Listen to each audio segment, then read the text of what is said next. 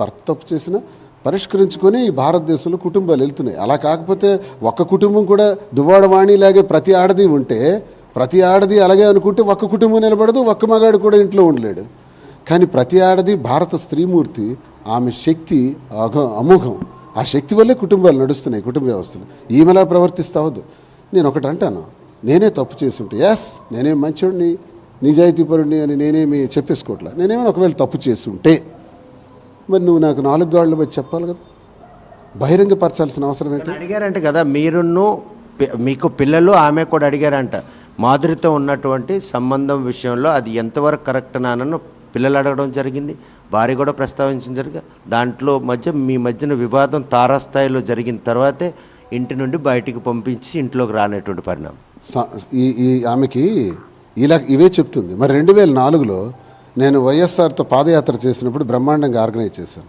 YSR Harishchandrapuram ticket పోటీ చేయమని నన్ను వేశారు ఇన్ఛార్జిగా. మరి టికెట్ ఆమెకి ఎలా వెళ్ళింది? అప్పుడు ఈ రాఘవరావు, ఈ వాణియే రాఘవరావు గారు, రాజశేఖర రెడ్డి గారి దగ్గరికి వెళ్ళి ఆ టికెట్ నా కూతురికి ఇవ్వకపోతే నేను ఇండిపెండెంట్గా వేస్తానని బెదిరించాడు. ఆ రకంగా నా టికెట్ వాళ్ళు తీసుకున్నారు. ఇది 2024.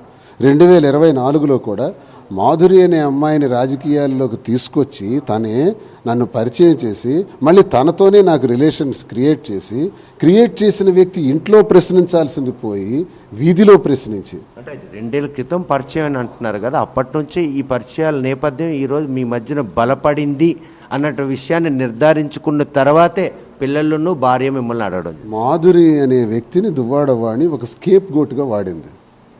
ఎవరో ఒక కొంచెం బాగా కనిపించే అమ్మాయిని తెచ్చి ఈయనకి లింకప్ చేసేద్దామని పిలిచి అలా స్కేప్ గోట్ బలిపశువుగా వాడిందని ఇప్పుడు నాకు చాలా ఎవిడెన్స్ ద్వారా తెలిసింది. ఎందుకంటే తనే చెప్పింది, నువ్వు మాధురి నేను ఒంట్లో బాగాలేదు, నువ్వు సార్తో వెళ్తుండు, నీ పాపని నా దగ్గర పెట్టేయి, నువ్వు వెళ్ళి వస్తుండు, సార్ విజయవాడ వెళ్ళినా కొంచెం తోడుగా ఉండు, వెళ్తుండు, ఏ భార్య అని చెప్తుందా? నేను ఆశ్చర్యపోయాను. ఇదేంట్రా బాబు తినేలా చెప్తుంది. తల మీద ప్రమాణం చేసి, వెంకటేశ్వర స్వామి మీద ప్రమాణం చేసి చెప్పమనండి, మాట చెప్పలేదని చెప్పగలదా? దేవుడి మీద ప్రమాణం చేసి చెప్పమనండి. చెబితే చెప్పింది. మీకు కూడా 2 పిల్లలు ఉన్నారు, భార్య వివాహితులు అన్నటువంటి విషయం చెప్పట్లేదు. ఆమెను బలిపశువు చేయడానికి, నన్ను నాశనం చేయడానికి వాడే విధానం నేను చెప్తున్నాను. పిల్లల సంగతి చెప్తా. అలా వాడే విధానంలో ఆమెను బలిపశువు చేసింది. నా దగ్గర నుంచి కూడా టికెట్ బ్లాక్మెయిల్తో తీసుకుంది. నేనే టికెట్ ఇవ్వమని అధిష్టానానికి చెప్పాం, ఇచ్చాం. తర్వాత కార్యక్రమంలో నువ్వు గ్రాఫ్ సంపాదించుకోలేకపోయావు.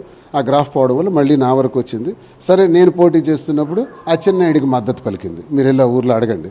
రాఘవరావు అయితే కొన్ని 100 మందికి ఫోన్ చేసి 1000 మందికి దువ్వాడ శ్రీనివాస్ ఓడిపోవాలి, సైకిల్ కోట్ వేయండి అని చెప్పాడు. వాణి చెప్పింది.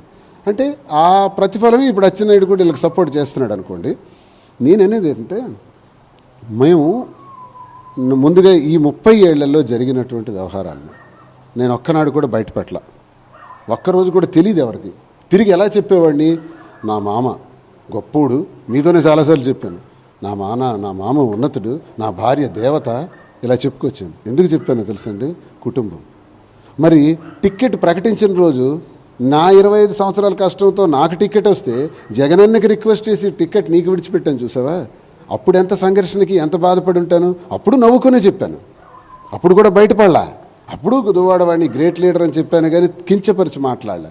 నా తత్వం ఏంటంటే, ఈ 4 వాల్స్ మధ్య, 4 గోళ్ల మధ్య మాట్లాడుకొని పరిష్కరించుకోవాల్సిన విషయాలు ఇవి, బయటపడకూడదు అన్నది నా తత్వానికి. డ్యామేజ్ జరిగిపోయింది, రచ్చెక్కిపోయారు, తెచ్చారు. ఇప్పుడు దీన్ని పరిష్కార మార్గం వెళ్ళే పరిణామం అసలు దొరకట్లేదా? ఈరోజు చూస్తే మాధురి యాక్సిడెంట్ అయిపోయి హాస్పిటల్లో ఉంది. మిమ్మల్ని 2 ఏళ్ళుగా ఆమె సంరక్షించుకుంటూ వస్తున్నారు. చూస్తే కుటుంబ సభ్యులు వచ్చి అంగట్లో కూర్చున్నారు, మీరు ఇంటికే పరిమితమయ్యారు. ఆమె హాస్పిటల్లో ఉంది. ఆమెకి ఇప్పుడు ఎవరు దిక్కు? హస్బెండ్ కూడా పట్టించుకోలేదు, తల్లిదండ్రులు కూడా పట్టించుకునే, అత్తమామలు కూడా పట్టించుకునే పరిస్థితి. శ్రీనివాస్ కిమ్ కర్తవ్యం. ఇప్పుడు నా పరిస్థితి ఏంటంటే, ఇంటి మీదకి తిను దాడి చేసింది. నన్ను కలవాలనుకుంటే ప్రశాంతంగా రావచ్చు, నీకు హక్కు ఉంటే ప్రశాంతంగా రావచ్చు. నీకు 20 కోట్ల రూపాయల పైసలకు ఫ్యాక్టరీ రాసి ఇస్తాను, ఒక 6 కోట్ల రూపాయల నివాసం, మంచి బంగ్లా కట్టాను స్టార్ హోటల్లో, అది నీకే ఉంది, నీ స్వాధీనంలో ఉంది. కోర్స్ ట్రాన్స్ఫర్ జరగలేదు, చేసేస్తాను. చిన్న లోన్ ఉంది, క్లియర్ చేస్తాను. ఓ 15 లక్షల లోన్ ఉంది, క్లియర్ చేసి ఇచ్చేస్తాను. ఈ నివాసం తను ఉంటున్న నివాసానికి నాకు తాళం వేసి టికెట్ వచ్చిన తర్వాత ఇంటికి రానివ్వకుండా చేసింది.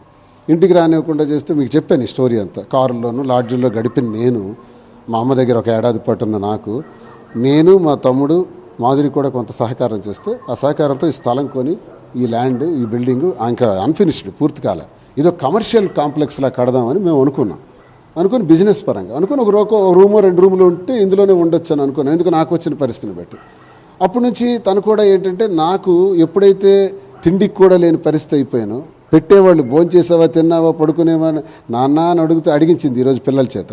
మరి 2 ఏళ్ళు కూడా నాన్న ఎక్కడున్నాడో కూడా అడిగించిందా ఎప్పుడైనా? ఈరోజు వచ్చింది ఇక్కడికి నా ఆస్తిని. ఎప్పుడైనా ఈ 2 ఏళ్లలో ఉన్నావా, చచ్చావా, బ్రతికావా, తిన్నావా, ఎలా ఉన్నావా అని అడిగిందా? ఎవరు చూశారు? నాకు మా అమ్మ, మాధుర్య, వీళ్ళిద్దరూ చూశారు. అన్ని ఏర్పాట్లు, భోజనాలు అన్ని ఏర్పాట్లు చేశారు. నేను తిరుక్కుంటూ వస్తూ ఉంటాను, ఇవన్నీ చేస్తుంటాను. ఇది తన ఆస్తి అనడానికి ఆమె దగ్గర పక్కా ఆధారాలు ఉన్నాయి. పలాసలో ఉన్నట్టు సైట్ ఏదైతే ఉందో అది ఆమె పేరున ఉండేది. టెక్కలి అభ్యర్థిగా ప్రకటించే క్రమంలో ఆ ఆస్తిని మాత్రం బాబా మిసెస్ పేరు రాయడం జరిగింది. ఇది ఎలక్షన్ ఎఫిడవిటీలో దాఖలు చేయడానికి ఈరోజు ఎఫిడవిటీలో కూడాను ఈ ఆస్తి దీనికి సంబంధించిన మీ పేరే ఉంది, అది అమ్మేసి ఇక్కడ మీరు కట్టుకొని ఇది కొనుక్కున్నారని చెప్పి పక్క ఆధారాలతో ఆమె ఆరోపిస్తుంది. ఎఫిడవిట్ ఆమెకి పలాస ల్యాండ్ ఆమె పేరును ఉంది అన్నారు కదా, డాక్యుమెంట్ చూపించమనండి. ఆమె నుంచి మా మరదలకు వచ్చింది అన్నారు కదా, డాక్యుమెంట్ చూపించమనండి. సార్ ఇవన్నీ నా స్వార్జితాలు. పలాస ఆస్తి కానీ, ఇక్కడ ఉన్న ఇల్లు కానీ, ఫ్యాక్టరీ కానీ, ఇప్పుడు నేను కట్టుకున్నటువంటి ఇల్లు కానీ, ఇవన్నీ నాకు స్వార్జితాలు.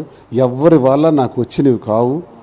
ఈ ఆరోపణలన్నీ డబ్బు కోసం, రాజకీయం కోసం. తమ డిమాండ్ ఏంటని నేను చూశాను 2-3 రోజులుగా. నువ్వు పలాస వెళ్ళిపో, పలాసలో మాధురితో ఉండు అంటే నువ్వు భార్యవా, సైకోవా? ఒక భార్య నువ్వు మాధురితో కలిసి వెళ్ళి పలాస వెళ్ళని ఇప్పుడే నేను అనొచ్చా?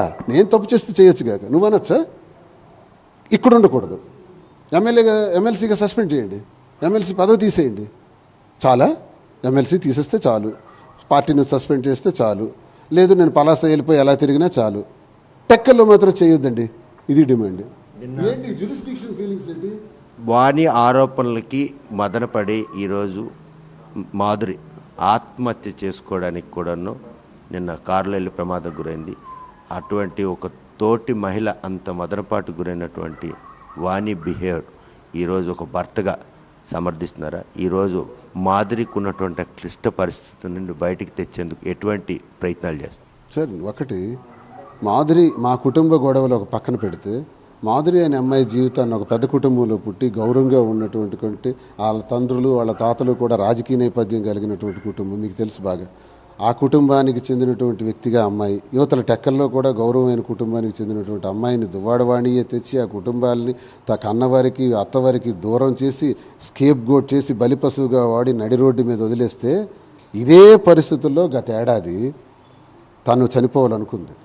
అనుకునేటప్పుడు నేను ఫోన్ చేసి విజయవాడ రమ్మని మాట్లాడాను. ఎందుకు చనిపోవాలి, ఎందుకు ఇలాంటి ప్రయత్నాలు చేస్తున్నావు, తప్పది, 3 పిల్లలు ఉన్నారు అని నేను నచ్చజెప్తే నా మాటలు వింటూనే వెళ్ళి ఆ పక్క రూమ్లో హ్యాంగ్ చేసుకుని ఈ హ్యాంగ్ చేసుకునే విషయాన్ని కూడాను వాణి మరోసారి ప్రస్తావిస్తున్నారు. ఒకవేళ అటువంటి పరిస్థితే జరిగితే హాస్పిటల్ ట్రీట్మెంట్ ఉండొచ్చు, ప్రెస్ స్టేట్మెంట్ ఉండొచ్చు, ఇటువంటి 1,00,000 ఆధారాలు ఉండే అవకాశాలు ఉంది.